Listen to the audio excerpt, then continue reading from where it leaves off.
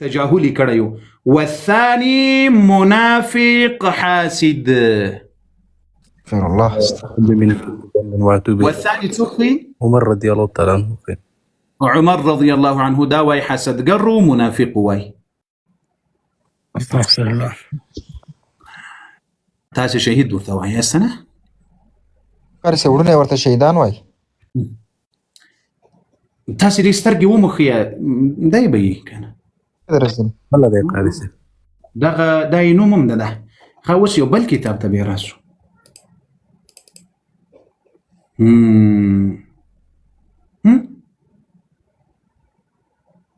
دراسه الامامه والولايه دا دې کتاب ده تر سره نوټ کړ. هم دغه کتاب کې ویل دي وورد المصطلح المؤمن في رواياتنا تعبيرا عن الشيعي، والإيمان بناء على هذا المصطلح هو الاعتقاد بالفكر الإسلامي. وإذا دي مؤمن اصطلاح سي راغلي دا ويوازي دي شيء دي بار راغلي دي بل شري بار نادر راغلي في رواياتنا تعبيرا عن الشيعي فقط. شيء مؤمن ده بس دا دي زور سره شناخته ده کنه هو د خپل ده مقتدا قارسه دا کتابونه خو اتم بیا مسترکیزه کدي موږ درس خلاص مثلا دغه مو دیږي بس غلن تفصیلی ورک خلاص اخري کی ګوري بارك الله فيكم. ګوري قدرمند مؤمنان ومسلمانانو دای ټول سیدان دي، دای ټول علما دي، محدثین دي، وای اهل السنه والجماعه مسلمانان دي، ومورد البصراحات سره وای ان السني ليس مسلما. وانت كده ارتويسي اهل السنه والجماعه دادي او بل زي كده ارتويسي ان غير الشيعي ليس بمسلم لشينا بغير بل سوق ده ګور څو کتابونه ډیر دي کبه کله وخت ضرورت پیدا سنور په ترته پیش کوم. خامنه‌ای سي وای سي ابو بکر سي دا وای جاهل او ابو عمر سي دا وای منافق وحاسد. بیا دې ترسم په بل کتاب کې وای الامامه والولايه سلام لا شينا بغير بل سوق مؤمن نست. دغه مې د دې لپاره مسلمانانو درته پیش کړل د څو کتابونو د څو خبري چې موږ ډیر خلق وایي سوی اهل السنت ولې مقتدا سوی کته سو خل کړي بل ځای واغه صاحب راغلی وای اهل السنت والجماعت ناری لګی سي شیا کاف الف فيري ماته خو پویږي نو موږ ورته وایو سي نه ته دې ما یو کتاب راوخیا سي اهل السنت والجماعت دی ویلي سي شیا حلال الدم ده یو کتاب چیلنج درکوم سي اهل السنت والجماعت معتمد وي دا سویله کدی تا دغه سیدان دغه محدثین دي دغه فقها دي دا مراجع دي سدي وای یو کتاب اهل السنه والجماعه مې درته ښکارا کړل چې حلال الدم دي. امام ابو حنیفه رحمه الله وای اول کس سدي حلال الدم د زکه ناصبی دا وای او د امام ابو حنیفه په شکل باندې سوی څومره نور خلق دا وای ټول څه شي دي نواصب دي او د دوی وای وینم درته حلال ده د دوی معلوم درته حلال ده د دوی خزم درته حلال دي چې څومره د پوس کې وای مالونه جن اخلاق واستي سړونه نشي کېدره قارسي محترم په بل ځای کې درته وویل وای ک لشایانه بغیر بل چاته وای ورور ما وایسته لشایانه بغیر مخکې می کتابونو ټول درته ښکارا کړل تکرار ته به ضرورت نه وي. الله تاسو کار نورته پر مخ پسې کوم الله قارسي محترم الحمدلله لله الحمد خبرونه مو وکړه خو په درس کې مور باندې وکړه هغه کتابونه ما ورته ښکار کړل دوی د وزورونه وای دما کیمرا راغته کړی چې تاسو ته دغه وکړم. اوس په قارسي محترم د قران کریم درس تخکو زیاتو دقیق وخت نه غواړم ته بخنسه قدرمن دوستانو اوس ان شاء الله لایفم شروع کوو. بارک الله فیکم. لایفم شروع کوو وي درسم شروع کوو ان شاء الله تاسو فقط انا خیر زیاتو دقیق مصروف کیږي.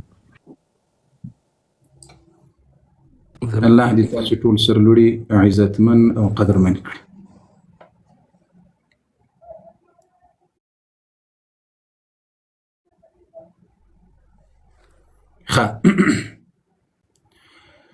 الحمدلله موږ تاسو د قران عظیم شان په درسونو کې د اخیری له سوراتونو کې سورۃ النصر تراغلو سنن د ليله القدر شپم د ډیرو مسلمانانو پر ځای کې سدا شپې مو په ليله القدر په د قران په درسو په تدریس هم تیری سي. دا مخکې خبرونه ما مخکې درته کوله خو د دین دښمنانو پرې نه خو دغه وخت کې ریپورتونه یې وهل نو اوس الحمدلله هغه معلومات هم درکړل سول. اذا جاء نصر الله دا سورة نن درس ده. قدرمنو دوستانو الحمد لله ثم الحمد لله سيدي موږ تاسو دغه شپې د قرآن عظیم شان په علم التجوید او په ترجمه او په تفسیر او په حفظ او په نظره په دې تیریږي. د الله جل وعلا د پاره حمد او ثنا او صفت بیانوو او ادا کوو. د نن درس د دغه سورت د هغه سورت ده چې رب العالمین جل وعلا رسول الله صلی الله علیه وسلم ته وایي چې اې د ما پیغمبره ډیر تکلیف دې تیر کړل، نور راځه د ما په طرف باندې راځه، نور د تا د ستړیاو، د تا د تکلیفونو، د تا د زحمتونو، د تا د پریشانیو نور لما سره هوسایي د ما طرف ته راځه.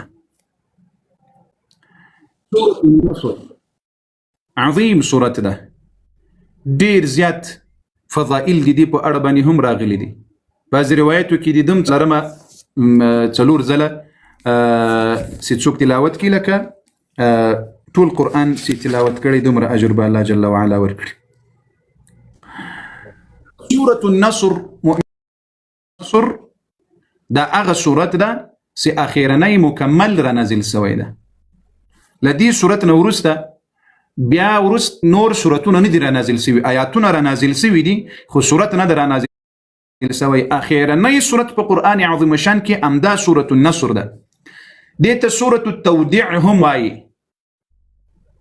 یعنی د خدای پامانی سورت. صحیح ده؟ دا د مکې له فتح مخکې را نازل شوی ده، په مدینة المنوره کې را نازل شوی ده. الله جل وعلا رسول الله صلی الله علیه وسلم ته وایي چې کله وخت کې تا ډلې ډلې خلق ولیدل چې په اسلام کې داخليږي او فتح د مکې دی ولیدله بوایه او استغفار بوایه، نور دی راتګ دی پاره چې ما میلمستیا می درته کړی دی ما طرف ته راځه، رب ورته وایي نور دی پاره تیاریان نیسه. الله اکبر. دا دی محمد رسول الله صلی الله علیه وسلم دی وفات خبر الله جل وعلا په دې صورت کې ورکړي. عبد الله ابن عباس رضی الله عنه وایي زه د لویانو صحابه په مجلس کې به ورسره کېناستم، نو بل وخت وایي صحابه او عمر رضی الله عنه د دې صورت په اړه باندې چې د معلومات جنې اخیستل. عمر رضی الله صحابه ورته ویل چې د عبد الله ابن عباس په اندازه د موږ بچیان دي وړوکی عمر د لویانو صحابه په منځ کې کینی. نو عمر رضی الله ورته ویل چې سیده بیا یو ورځ ټول صحابه راوغتل نو د دې صورت په اړه پوښتنه جنې وکړه.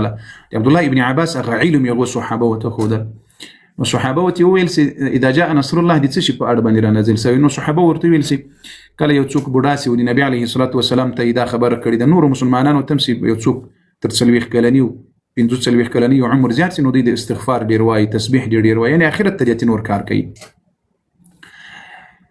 نو صحابه دا ورته دي کې نبی علیه السلام ته ویل سي دي چې حمد وایي، د فتح په وخت کې ثنا وایي او استغفار وایي او المنز کوي. نو عبد الله ابن عباس ورته ویل ته څه وایي؟ وایي زه داسې نه وایم. وایي څه وایي؟ وایي دا د نبی علیه الصلاه والسلام ته دلته د نبی علیه السلام د ژوند د ختمېدو د وفات خبر الله جل وعلا ورکړی. نو عمر بن هورته امام هم دغه سي اوریدلې دي. دواړه خبرې صحیح دي، کوم چې نور صحابه ورته کړي هم صحیح دي او د عبد الله ابن عباس رضی الله خبر هم صحیح ده. نو دا د مکې د فتح نه مخکې د آیات د سورت را نازل شوی ده، ټول په یو ځل را نازل شوی ده او اخیری سورت په قرآن عظیم شان کې. لدې سورت نه بیا بعضی آیاتونه وروسته را نازل شوي دي چې ما تاسو ته په بعضی مختصرو کلیفونو کې درته ښودلې دي. سورة